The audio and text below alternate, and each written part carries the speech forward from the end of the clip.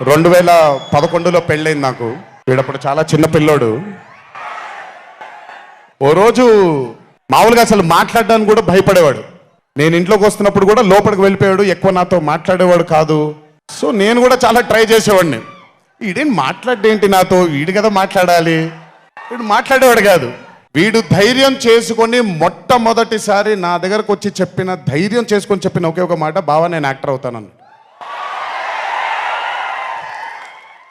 అంతే ధైర్యంగా నేను కూడా, నా సపోర్ట్ నీకు ఉండదు, పోయి సావు అన్నాను. అంటే చెప్పాను కానీ బట్ నాకు ఎప్పుడూ ఒక చిన్న భయం ఉండేది. యాక్టింగ్ అంటున్నాడు, సడన్ గా ఇంట్లో నుంచి ఒక 4-5 మధ్యలో ఉండే వ్యక్తి ఈరోజు అందరి ముందుకి ఎక్స్పోజ్ అవ్వబోతున్నాడు, ఎలా ఉండబోతుంది తన కెరియర్ అని ఓ భయం ఎప్పుడు ఉండేది నాకు. కానీ ఏ రోజు కూడా తను నాకొచ్చే ఒక సీన్ కానీ నేను ఇలా చేద్దాం అనుకుంటున్నానని కానీ ఏ రోజు చెప్పలేదు. ఎందుకంటే నేనన్నా నాకేమీ చెప్పొద్దు నితిన్, నీకు కావాల్సింది నువ్వు చేసుకో, ఆ ఫ్రీడమ్ నీకు ఉండాలి లైఫ్లో, ఒకళ్ళ షాడో ఒకళ్ళ మీద పడకూడదు నితిన్ అని. తను ఏ రోజు నన్ను ఎప్పుడు అడగలేదేది, తను చేసుకుంటూ వెళ్ళాడు. ఈ రోజు చాలా గర్వంగా ఉంది తను చూసి.